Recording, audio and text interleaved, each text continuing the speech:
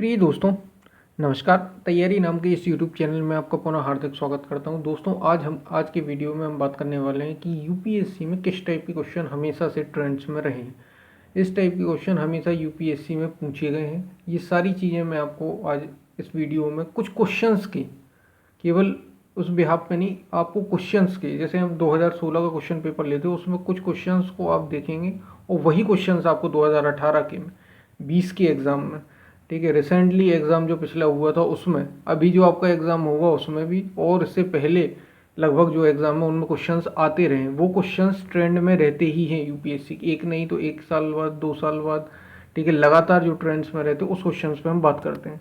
ठीक है, तो आज हम जल्दी ऐसे ही मैं आपको ए सेट की बात करूँगा। क्वेश्चन पेपर आप देख भी सकते हैं अगर आप चाहें तो। क्वेश्चन पेपर 2016 के क्वेश्चन पेपर में आपको उसमें से थोड़े से ऐसे पॉइंट्स आपको बताऊंगा जो हमेशा क्वेश्चंस में पूछे जाते, जिस टाइप के क्वेश्चन आपकी यूपीएससी पूछती ही है, ठीक है, वो क्वेश्चंस मैं आपको बताने वाला हूँ। अब जैसे दोस्तों, सबसे पहले क्वेश्चन नंबर 86 की हम बात करेंगे। आप क्वेश्चन 86 को अच्छे से पढ़ लीजिए। पहले मैं इंग्लिश में पढ़ देता हूँ, फिर हिंदी में भी अपन बात कर लें। Question number 86, in the cities of our country which among the following atmospheric gases are normally considered in calculating the value of air quality index. Air quality index, अब ये हमेशा सुर्खियों में रहता है। इस टाइप के क्वेश्चन आप देखेंगे कार्बन डाइऑक्साइड से रिलेटेड, सल्फर डाई, मीथेन, ठीक है, आपको मीथेन से रिलेटेड कई सारे क्वेश्चन 2018 के एग्जाम में भी मिलेंगे। ये 2016 का क्वेश्चन है। इस टाइप के क्वेश्चन आपको हमेशा मिलेंगे। एयर क्वालिटी इंडेक्स को लेकर आप जानते हैं, एयर क्वालिटी इंडेक्स या फिर methane, sulphur dioxide, nitrogen dioxide, इस टाइप का क्वेश्चन आपको मिलेगा। एनवायरनमेंट में इस टाइप का आपको क्वेश्चन मिलेगा, तो आपको ऐसी चीज़ें पकड़ना है। इस टाइप के क्वेश्चन आपको ज़रूर पढ़ के जाना है। ठीक है, ये क्वेश्चन से इंपॉर्टेंट नहीं है, इस क्वेश्चन का आंसर क्या है ये इंपॉर्टेंट नहीं है। ठीक है, इंपॉर्टेंट है कि आपको चीज़ें पकड़ना है कि किस टाइप की क्वेश्चन यूपीएससी देती है। फिर से आप क्वेश्चन हिंदी में एक बार पढ़ लीजिए कि भैया हमारे देश के जो शहर हैं उनमें वायु गुणवत्ता सूचकांक यानी एयर क्वालिटी इंडेक्स, उसका परिकलन करने में साधारणतः निम्नलिखित में से कौन सी वायुमंडलीय गैसें, एटमॉस्फेरिक जो गैसेस हैं, उनको उपयोग में लाया जाता, विचार किया जाता जब हम एयर क्वालिटी इंडेक्स बनाते हैं। अब CO2, CO, NO2, SO2, methane, methane पे कई बार आपको अब अलग अलग इस टाइप के क्वेश्चन बनते हैं इसमें, तो आपको ये कंप्लीट करके जाना है। ठीक है, इसका आंसर अगर हम थोड़ा इसका आंसर भी देख लेंगे, 86 का आंसर क्या है, बी ऑप्शन। ठीक है, बी ऑप्शन आप एक बार देख लेंगे, बी ऑप्शन इसका करेक्ट है। ठीक है, ये है ऑप्शन 2, 3 एंड 4। कौन सी एयर क्वालिटी इंडेक्स में यूज होती है, कार्बन मोनोऑक्साइड, नाइट्रोजन डाइऑक्साइड और सल्फर डाइऑक्साइड। मीथेन और जो CO2 है भैया, मीथेन और CO2 एयर क्वालिटी इंडेक्स में यूज नहीं होता, वायु गुणवत्ता सूचकांक। ठीक है, अब ये तो हो गया इसका आंसर, लेकिन क्वेश्चंस मैं आपको बता रहा हूँ कि किस टाइप का यूपीएससी पूछती है। ठीक है, इस टाइप के क्वेश्चन आपको, जैसे मीथेन से रिलेटेड, थोड़ा गैसेस से रिलेटेड, ठीक है, और जो अभी हमारे एटमॉस्फेयर में चल रहा है, इस टाइप के क्वेश्चन आपको ज़रूर कवर करके जाना है अपने एग्जाम में। ठीक है, या आपको मतलब जैसे अभी करंट अफेयर्स आप पढ़ेंगे, करंट अफेयर्स में इस टाइप की चीज़ें पढ़ना है आपको। अब ऐसे तो इन्वायरमेंट बहुत ज़्यादा वास्ट है, आप कैसे पढ़ेंगे करंट अफेयर्स में? अगर आपको इस टाइप की चीज़ें, मीथेन से रिलेटेड कुछ मिलता है जो अभी करंट में बना, आप उसको तुरंत कवर करें। इस टाइप का क्वेश्चन आपको मिलेगा एग्जाम में। अभी पिछले साल के आप क्वेश्चन में देखेंगे, मीथेन से रिलेटेड क्वेश्चन आया था, उससे पहले नाइट्रोजन डाइऑक्साइड से 2020 के क्वेश्चन आपको मिलेगा। ये मैं 2016 के क्वेश्चन पेपर से एक आपको आइडिया दे रहा हूँ किस टाइप के क्वेश्चन आते हैं। तो गैसेस से रिलेटेड कहीं भी आपको करंट अफेयर्स में मिले, तुरंत आप कवर कीजिए। ठीक है, तो ये 86 क्वेश्चन हो गए। अब हम चलते हैं, ऐसे ही मैं बात करता हूँ एक और क्वेश्चन पे, जैसे कहाँ गया।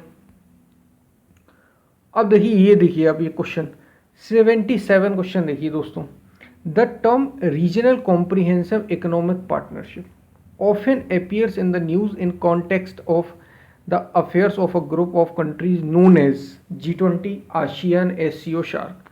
ठीक है, अब आपको बहुत अच्छे से पता होगा regional comprehensive economic partnership, RCEP। Hindi में इंग्लिश वाले, हिंदी वाले, इन सब भाई, हिंदी वालों को भी ये तो पढ़नी है, इंग्लिश मीडियम वाले तो पढ़ते। RCEP बहुत ज़्यादा सुर्खियों में था अभी। ये क्वेश्चन है 2016 का। ठीक है, आप देख रहे हैं ना, अब ये क्वेश्चन अभी भी आपका करंट अफेयर्स बना हुआ है एक तरीके से, बस हमें इसको उठा के याद कर लेना, RCEP। ठीक है। अब रीजनल कॉम्प्रिहेंशन, अब ये किससे related, G20, ASEAN, SCO, shark. आपको ये पता होना चाहिए इसका आंसर क्या है। ठीक है, आंसर की हम बाद में करेंगे। अब इंग्लिश, इसको हिंदी में पढ़ने की ज़रूरत नहीं, क्योंकि आप क्वेश्चन अलग ही आपको समझ में होगा। RCEP किससे रिलेटेड है, ठीक है, और जो करंट अफेयर्स में रहा है अभी। अब RCEP आप पता है इंडिया अभी इससे बाहर आ गया था, है ना, आशियन देशों से रिलेटेड है, आशियन कंट्रीज से, तो इसका आंसर भी होगा। अब आप इसके आंसर पे मत जाइए। अब देखिए इस टाइप के क्वेश्चन, इकोनॉमिक ग्रुप आपको पढ़ के जाना है। जो वर्ल्ड इकोनॉमिक ग्रुप है, जो आर्थिक समूह, ये आपको अपने एग्जाम में कंप्लीट करके जाना है। यानी इससे रिलेटेड क्वेश्चन आपके एग्जाम में आते ही आते हैं, कोई ना कोई। या तो आपको G20 से मिल जाएगा, आसियान से मिल जाएगा, SCO से मिल जाएगा, सही। अब जैसे यहाँ पे मैं बात करूँ, G20 हो गया, ठीक है, G20 में 20 देश आते हैं, 20 बड़ी बड़ी इकोनॉमिक कंट्रीज आती हैं, ठीक है। आसियान आप जानते ही 10 देशों का ग्रुप है। SCO, संघाई सहयोग कारपोरेशन, जिसमें पाकिस्तान और इंडिया दोनों एक साथ जुड़े थे उस समय, ठीक है, 2017 के आसपास की बात है। शार्क आप जानते ही, ठंडे बस्ते में पड़ा है, अभी कोरोना के समय थोड़ी बात हुई थी, शार्क साउथ एशियन, ठीक है। ये जो इस टाइप की आपको चीज़ें ये कवर करके जानी, ऐसे इकोनॉमिक ग्रुप आप अच्छे से आप कवर करके जाएं और कंप्लीट करें अपनी तैयारी को। आप समझ में आ रहा है, मैं आपको यहाँ क्वेश्चंस के आंसर नहीं दे रहा हूँ, ये तो आप भी। अच्छा, क्वेश्चंस कैसे मिलेगा, 2016 का क्वेश्चन पेपर आपको कैसे मिल जाएगा, आप जाएंगे नेट पर, आप सर्च करेंगे, आपको मिल जाएगा। मैं आपको यहाँ पे ये बता रहा हूँ किस टाइप की क्वेश्चन आपको पढ़ के जाना ही, जो आते ही हैं। बस इसी को अगर मैं अलग से एक कॉपी में लिख देता कि भाई ये टॉपिक आप करके जाइए, इससे क्वेश्चन 100% आएगा, तो ये क्वेश्चन आएगा ही, ठीक है। ये इस टाइप के क्वेश्चन आपको मिलेंगे। अभी आप पिछला पेपर उठा लें, इससे पिछला उठा लें, G20, आसियान, SCO, ये जो इकोनॉमिक ग्रुप है ये आपको कवर करके जाना। इससे पहले मैं आपको बताया जो भी गैसेस होती हैं, एटमॉस्फेरिक गैसेस, एयर क्वालिटी से रिलेटेड एक ना एक क्वेश्चन ज़रूर आता है उनसे, मीथेन से आ जाए, किसी से भी आ जाए, ठीक है, आपको वो कवर करके जाना। इस टाइप के आप क्वेश्चन करिए दोस्तों। अब जैसे ये देखिए, अभी एक 75 क्वेश्चन नंबर 75 देखेंगे दोस्तों। वैश्विक वित्तीय स्थिरता रिपोर्ट, इंग्लिश में ग्लोबल फाइनेंशियल स्टेबिलिटी रिपोर्ट, किसके द्वारा तैयार की जाती है। यूरोपियन केंद्रीय बैंक, अंतर्राष्ट्रीय मुद्रा बैंक। चलिए इसको इंग्लिश में अपन पढ़ लेते हैं, इंग्लिश वाले भी देख लेंगे। Global financial stability report is prepared by European central bank, international monetary fund यानी IMF। ये फुल फॉर्म भी इंग्लिश, हिंदी मीडियम वालों को स्पेशली इंग्लिश की फॉर्म याद रखने हैं, क्योंकि वहाँ पे आपको अंतर्राष्ट्रीय मुद्रा कोष ऐसा लिखा मिलेगा, हो सकता ना भी मिले, सीधा IMF लिख दिया जाए, तो आपको पता होना चाहिए। स्पेशली हिंदी मीडियम वाले दोस्तों के लिए बात कर रहा हूँ। C, international bank for reconstruction and development, और D, organisation for economic cooperation and development.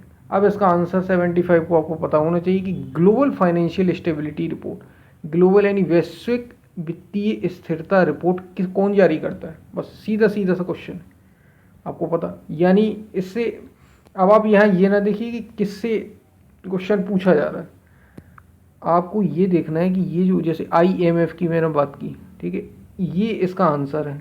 अब आंसर तो आपने देख लिया कि भाई हाँ, लेकिन अब क्या हर बार यही क्वेश्चन थोड़ी आएगा IMF। अब आप क्वेश्चन को पकड़िए, क्या हमें पकड़ना है कि ग्लोबल फाइनेंशियल स्टेबिलिटी रिपोर्ट, ये क्या हो गया, इस टाइप की जो रिपोर्ट्स हैं, इस टाइप की जो इंडेक्स हैं, ये UPSC पूछता है। बस ये आपको चीज़ को पकड़ लेना है, ठीक है। हिंदी मीडियम वाले ये देख लें, ठीक है। ये चीज़ आपको मेन चीज़ आपको, अब आपने जैसे एक हमने पढ़ लिया, इकोनॉमिक ग्रुप से क्वेश्चन आते ही आता है, ठीक है, कोई ना कोई इकोनॉमिक ग्रुप से आपको मिल जाएगी, ठीक है, एक ना एक आपको क्वेश्चंस मिलेगा। इस टाइप से हमें तैयार करते हुए ऐसे ही कवर किया जाता है। अब एनवायरनमेंट से किस टाइप का आता है मैंने बताया, तो करंट अफेयर्स हमें कैसे पढ़ना है ये भी हमें समझ में आ गया। इंडेक्स और ये जो रिपोर्ट है आपने हज़ारों बार सुना हो, हालांकि पिछले 1-2 साल से नहीं है, लेकिन आता ही है, 1-2 साल छोड़ के फिर से इंडेक्स से या किसी न किसी रिपोर्ट से क्वेश्चन आते हैं। तो ये आपको कवर कर लेना, बस रिपोर्ट्स इंडेक्स को कवर करिए, कितनी करिए ये एक अलग बात है, लेकिन आपको ये समझ में आए क्वेश्चंस कहाँ से आ रहे हैं, क्वेश्चंस कहाँ से जनरेट हो रहे हैं UPSC में। आ गया ये चीज़ समझ में आपको, बस मैं आपको यही चीज़ें बता रहा हूँ। ये 70, ये 2000, ये UPSC क्वेश्चन पेपर है, ये किसी टेस्ट सीरीज नहीं है जो टेस्ट सीरीज ऑर्गेनाइज करते हैं, जैसे मतलब जो भी आपकी कोचिंग इंस्टीट्यूट है, ये मैं वो बात नहीं कर रहा हूँ, ये मैं UPSC के क्वेश्चंस की बात कर रहा हूँ, ठीक है। तो ये हो गया आपका। अब और अपन चले और सारे क्वेश्चन का। अब देखिए ये कि ये क्वेश्चन हो गया, निम्नलिखित में से कौन खाड़ी सहयोग परिषद, इंग्लिश में पढ़ लेते, गल्फ कोऑपरेशन काउंसिल जीसीसी का मेंबर नहीं है। देखिए फिर से इकोनॉमिक ग्रुप से क्वेश्चन आया। अब देखिए अब एक ही यूपीएससी के एग्जाम में दो अलग अलग, मतलब ये क्वेश्चन पे आप देखिए question number 17, which of the following is not a member of gulf corporation council, Iran, Saudi Arab, Oman, Kuwait. अब आपको यदि पता है जीसीसी के बारे में तो आप आराम से इसका आंसर लगा देंगे। ठीक है, अब सऊदी अरेबिया, ओमान, कुवैत, ये जितने भी ये मिडिल ईस्ट में ये सब आते हैं। भाई ईरान नहीं आता, ईरान से तो हमेशा झगड़ा रहता है। आप सीधा सीधा आंसर, कौन सा मेंबर नहीं है, ये इसका आंसर हो गया। ये तो हो गया आंसर। क्वेश्चंस कैसे आपको आई बात समझ में, ये 17 आप यहाँ पे हिंदी वाले भी देख लें इसको। ठीक है, आपको क्वेश्चंस कैसे, वर्ल्ड इकोनॉमिक ग्रुप की मैंने अभी आपसे बात की थी, इकोनॉमिक ग्रुप आर्थिक समूह जिसको कहते हैं, वो आप अच्छे से तैयार करके जाइए। ठीक है, सारे लगभग जो इम्पोर्टेंट है, ऐसे नहीं कि आप सभी करने लग जाए, जो इम्पोर्टेंट है। अब जैसे जीसीसी मिडिल ईस्ट पे यूपीएससी ने कई बार क्वेश्चन पूछे, आपको कंप्लीट करना है, एग्जाम में आपको मिल जाएगा। राइट, अब जैसे अभी हमने इससे पहले अभी बात की थी एक इकोनॉमिक ग्रुप की, ये देखिए दूसरा इकोनॉमिक ग्रुप आ गया। इस टाइप के क्वेश्चन आपको कवर करने हैं। यहाँ से क्वेश्चन आते हैं, क्वेश्चन कहाँ से आते हैं, क्वेश्चन यहाँ से आते हैं। ये सबसे बड़ा क्वेश्चन रहता है ना कि भाई क्वेश्चन कहाँ से आते हैं, सबसे बड़ा क्वेश्चन तो यही है, यहाँ से क्वेश्चन आते हैं। ये चीज़ें आप कवर करिए। ठीक है, अब जैसे ये देखिए आप 64, क्वेश्चन नंबर 64 देखें दोस्तों, मॉन्टेग्यू चेम्सफोर्ड सुधार प्रस्ताव किससे संबंधित है। मॉन्टेग्यू चेम्सफोर्ड सुधार किससे संबंधित, सामाजिक सुधार, शैक्षिक सुधार, सांविधिक सुधार, संवैधानिक सुधार, या पुलिस प्रशासन में सुधार। इंग्लिश वाले दोस्त भी देख लेंगे हमारे। मॉन्टेग्यू चेम्सफोर्ड सुधार proposal were related to social reforms, educational reforms, reforms in police administration, constitutional reforms. इस टाइप का क्वेश्चन, ये जो आपका पॉलिटी से अब रिलेटेड अपन ने बात करने लगे। ठीक है, पॉलिटी से रिलेटेड आपको मॉन्टेग्यू चेम्सफोर्ड सुधार हो गया, 1919 का हो गया, 1935 का हो गया, 1919 का हो गया। ठीक है, 1947 का हो गया। ठीक है, इस टाइप की क्वेश्चन यूपीएससी 100% पूछता है। 1857 एक ना एक क्वेश्चन आपको इससे मिलेगा। आप चाहे 2000 पिछले ईयर का क्वेश्चन पेपर देख लें, 2020, 2019, 2018, लगातार आपको कोई ना कोई क्वेश्चन यहाँ से आता है। आपको ये करके जाना है। ये आपका कॉन्स्टिट्यूशन का भी पार्ट है, आपका ये हिस्ट्री का भी पार्ट है। संविधान और इतिहास दोनों में आपको ये चीज़ें मिल जाएंगी। हमारे इतिहास में भी कंप्लीट होता है। ठीक है, तो ये क्वेश्चन आपको कंप्लीट करके जाना है इस टाइप के। अब ये क्वेश्चन इंपॉर्टेंट नहीं है। क्वेश्चन 64 का आंसर भी आप देख लीजिए, डी, कॉन्स्टिट्यूशनल रिफॉर्म्स। ठीक है, मॉन्टेग्यू चेम्सफोर्ड सुधार प्रपोजल किससे रिलेटेड था, कॉन्स्टिट्यूशनल रिफॉर्म्स। ठीक है, ये इसका आंसर है।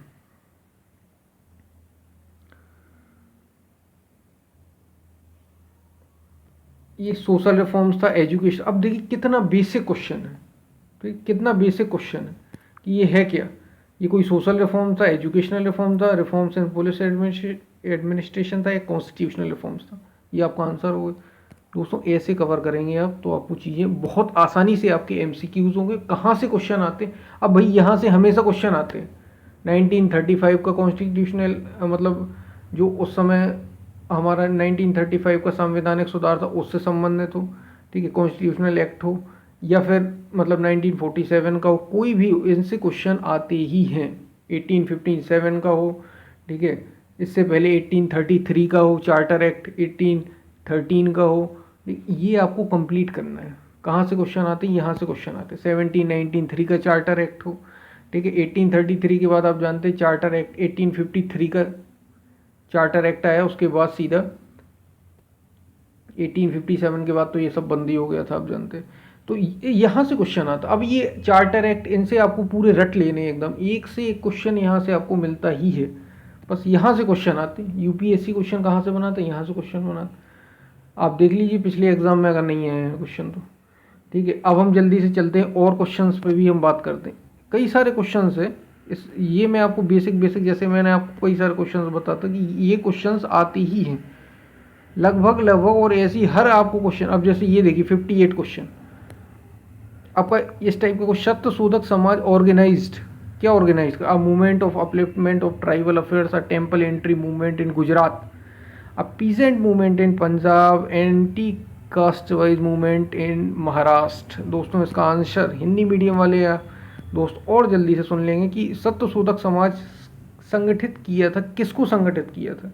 इसका आंसर है, आप जानते हैं, महाराष्ट्र में जाति विरोधी आंदोलन था सत्यशोधक समाज। अब आपको क्या ये नहीं पता कि सोशल हमें रिफॉर्म करके जाने, यहाँ से क्वेश्चन आते हैं हमेशा, क्वेश्चन कोई ना कोई रिलेटेड आपको यहाँ से मिले जाएगा, इस तरीके का क्वेश्चन आपको मिलेगा। कभी सत्यशोधक समाज, ज्योतिबा फुले के ऊपर बात की जाएगी, कभी किसी के ऊपर, कभी राजा राम मोहन राय के ऊपर, ठीक है, कभी देवेंद्रनाथ टैगोर के ऊपर, कभी इस टाइप के क्वेश्चन आपको केशव चंद्र सेन के ऊपर, इस टाइप के क्वेश्चन आपको यहाँ से मिलते हैं। अब आपको ये कंप्लीट करके चले जाना, सोशल एंड इकोनॉमिकल रिफॉर्म, जो सामाजिक सुधार आए थे, सोशल रिफॉर्म्स जो आए थे हमारे, ठीक है, रेनेसा जिसको पीरियड कहा जाता है, वो हमारा आपको कंप्लीट करके जाना है।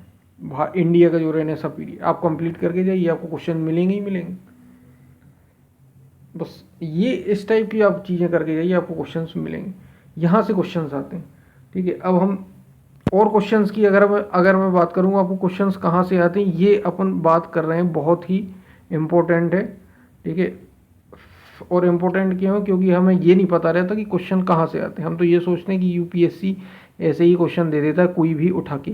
अब देखिए क्वेश्चन नंबर 46 देखिए दोस्तों, क्वेश्चन नंबर 46 देखिए, आईएनएस अस्त्रधारणी का, जिसका हाल ही में समाचारों में उल्लेख हुआ, निम्नलिखित में से कौन सा सर्वोत्तम वर्णन?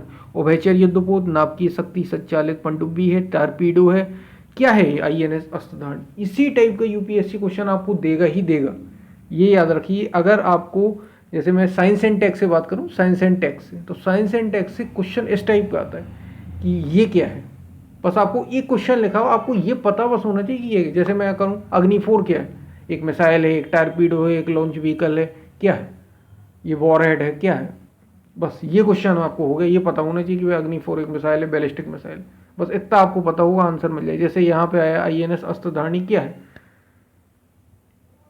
ये। अब यहाँ पे आंसर इंपॉर्टेंट नहीं, क्वेश्चन कहाँ से आया ये इंपॉर्टेंट, क्वेश्चन हो गया आपको बस।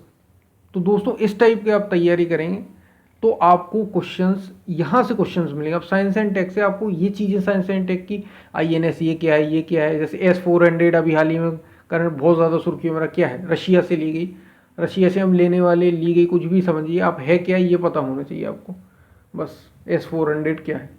अब आप सुनते रहे, बस ये चीज़ क्या है आपको पता। अब ये नहीं कि आप उसमें क्यों है, कितना है, उसकी रेंज क्या है, ये क्या है, वो क्या है, ये तो एक्स्ट्रा डिटेल हो गई, ये काम नहीं आती है ना। इस टाइप का यूपीएससी क्वेश्चन पूछते, क्वेश्चन सीधा सीधा पूछे, ये है क्या, व्हाट इज दिस, ठीक है।